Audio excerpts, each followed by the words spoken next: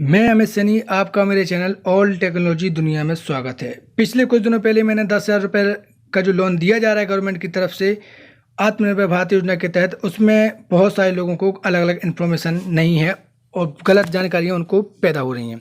तो आज हम इसी विषय पर विस्तार से चर्चा करेंगे। आई होप आपको ये वीडियो अच्छी लगेगी, और अच्छी लगे तो चैनल को सब्सक्राइब और वीडियो को लाइक करना बिल्कुल ना भूलें। मैं ऐसी वीडियो आपके लिए लाता रहता हूँ जो आपके लिए जानकारी जरूरी हो सकती है।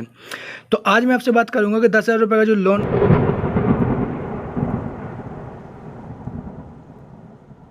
गवर्नमेंट की तरफ से दिया जा रहा है भारत योजना के तहत, इसमें बहुत सारे लोगों को गलत फहमियाँ हैं और भ्रांतियाँ पैदा हो रही हैं।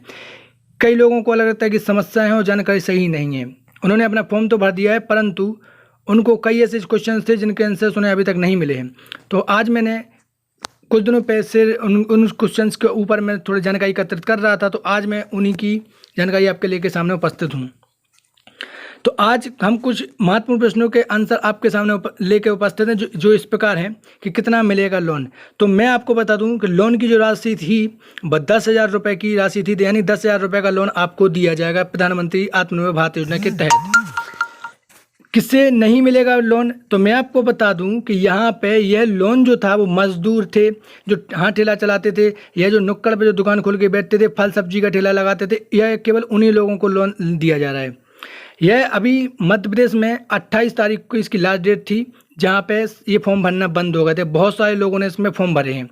अब कई लोगों को यह जानकारी है कि उन्होंने अपने परिवार से बहुत सारे लोगों ने इसमें फॉर्म भर दिए हैं, परंतु यहाँ पे कई लोगों को इस पर भी लोन नहीं दिया जाएगा, क्योंकि यह सबसे पहले इसका वेरिफिकेशन होगा और वेरिफिकेशन के बाद ही आपको लोन दिया जाना है। अब मैं आपको बता दूं, लोन मिल रहा है, स्टार्ट भी हो गए, परंतु कई लोग ऐसे हैं जो कुछ काम नहीं करते हैं। जो आपके आसपास ऐसे कई लोग होंगे जो कुछ काम नहीं करते, उन्होंने फिर भी उन्होंने लोन का फॉर्म भर दिया है। तो मैं आपको बता दूं कि आपको लोन नहीं दिया जाएगा, क्योंकि एक वेरिफिकेशन की प्रोसेस होती है और उस वेरिफिकेशन की प्रोसेस के तहत आपका काम देखा जाएगा कि आप क्या काम करते हैं, आप सही में काम करते हैं या नहीं करते हैं। इसके बाद एक पंचनामा बनाया जाता है। पंचनामा बैंकिंग की तरफ से और जो नगर निगम है, दोनों की तरफ से बना के इसमें रखा जाएगा, और उसी पंचनामा के आधार पर आपको लोन दिया जाएगा। अब बहुत सारे लोगों की ये है कि ब्याज की दर क्या होगी, तो मैं आपको बता दूं कि ब्याज की दर तो इसमें कुछ भी नहीं है। मैंने पिछली वीडियो में भी ये बताया था कि इसमें ब्याज की दर किसी भी प्रकार की नहीं रखी गई है।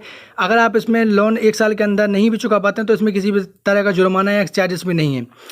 परंतु मैं आपको बता दूँ कि आपका जो 10,000 रुपये है, इसका पूरा का पूरा राशि आपको चुकाना है। बहुत सारे लोगों को यह जानकारी नहीं है कि इसमें कितना चुकाना है, कैसे करना है। तो मैं आपको बता दूँ, आपको पूरी की पूरी राशि 12 महीने के अंदर चुकाना है। कितनी वापस करना है राशि, तो मैं आपको क्लियर कर दूं कि कई लोगों ने यहाँ पे मनगढ़ंत कहानियाँ बना ली हैं, या कई लोगों ने अलग अलग जगह से पता किया है कि उनको आधी राशि वापस करनी है, लोन की जो 7,000 रुपये वापस करने हैं, या 3,000 रुपये की सब्सिडी है, या ऐसा कुछ। तो मैं आपको बता दूँ, ऐसा किसी भी जो सरकारी नोटिस जारी किया जाता है इस योजना का, वहाँ पे ऐसा कहीं पे भी नहीं लिखा गया है कि आपको 3,000 रुपये माफ़ है, या 7,000 रुपये माफ़ है, या इतने रुपए माफ़ है। यहाँ पे लोगों की ये जो कहानियाँ हैं जो ऊपर से बनाई गई हैं, और इस पे आप ध्यान न दें। सरकार द्वारा एक्चुअल जानकारी यही है कि आपको लोन की पूरी राशि वापस करना है 1 साल के अंदर। हाँ, उन्होंने इतना ज़रूर कहा है कि 1 साल के अंदर जो भी आपके 10,000 रुपये जो ब्याज होगा, वह ब्याज उतना ही ब्याज आपके अकाउंट में वापस डाल दिया जाएगा। यानी कि आपको जो 10,000 रुपये जो 1 साल के अंदर जो टोटल ब्याज बैठता है, उस ब्याज की राशि को आपको पूरी राशि जब चुका देंगे, वो सब्सिडी के रूप में आपके अकाउंट में जोड़ दिया जाएगा। हाँ, अगर भविष्य में सरकार ऐसा कोई योजना लाती है कि वो मान लीजिए किसी ने 4-5 महीने तक पैसे चुकाए, तो अगर उसके लिए कोई ऐसी सब्सिडी आती है, हो सकता है 2,000 रुपये सरकार माफ़ कर दे या 3,000 रुपये माफ़ कर दे, तो ऐसा इसके बारे में कुछ नहीं कहा जा सकता है। परंतु यहाँ तक जो भी इंटरनेट पे या अदर वेबसाइट पे जो भी जानकारी उपलब्ध है, वो इतना ही है कि आपको पूरी की पूरी राशि को भरना पड़ेगा।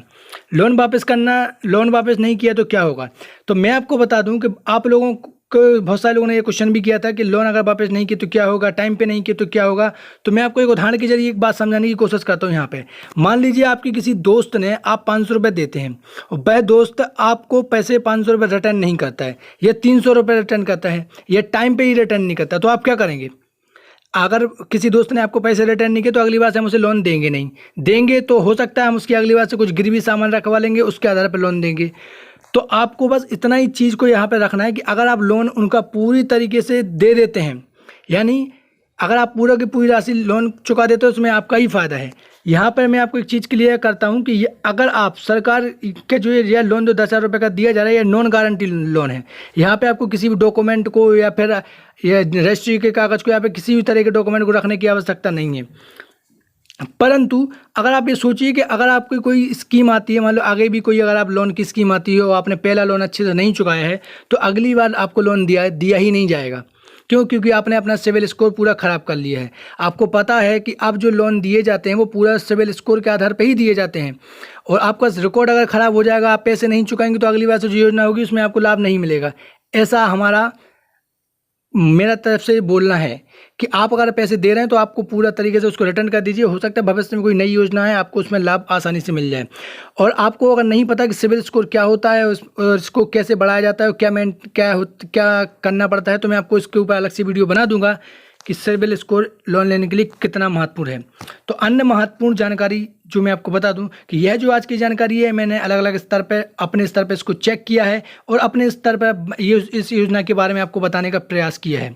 हाँ, अगर इस योजना में सरकार अगर कुछ चेंजेस करती है तो मैं आपको उस बारे में ज़रूर अपडेट दे दूंगा, परंतु जो भी आज की जानकारी मैंने आपको दी है वह पूरी तरीके से सत्य है और सभी को पूरी तरीके से सत्य है, और जो भी इसमें बताया गया है वो पूरी तरीके से प्योर कंटेंट है और सही जानकारी है जो आपको दी जा रही है। तो आपका मेरी वीडियो देखने के लिए धन्यवाद। मेरे लिए ऐसे प्यार ऐसे बनाए रखना। मैं आशा करता हूं कि आपकी जो वीडियो है वो आपको समझ में आई होगी। अगर समझ में नहीं आई है, अभी भी आपके दिमाग में कुछ ऐसे क्वेश्चन हैं जो आपको परेशान कर रहे हैं, तो आप हमें कमेंट बॉक्स में ज़रूर कीजिए। मैं थोड़ी बहुत कभी कभी देर हो जाती है, परंतु मैं आपके हर सवाल का आंसर देने के लिए तत्पर हूँ। अगर आप मेरे चैनल पर नए हैं तो सब्सक्राइब किए बिना बिल्कुल नहीं जाइए। मैं ऐसे ही जानकारी आपके लिए लाता रहता हूँ जो आपके लिए महत्वपूर्ण हो सकती है। तो मिलते हैं अगली वीडियो में एक नई जानकारी के साथ। जय हिंद।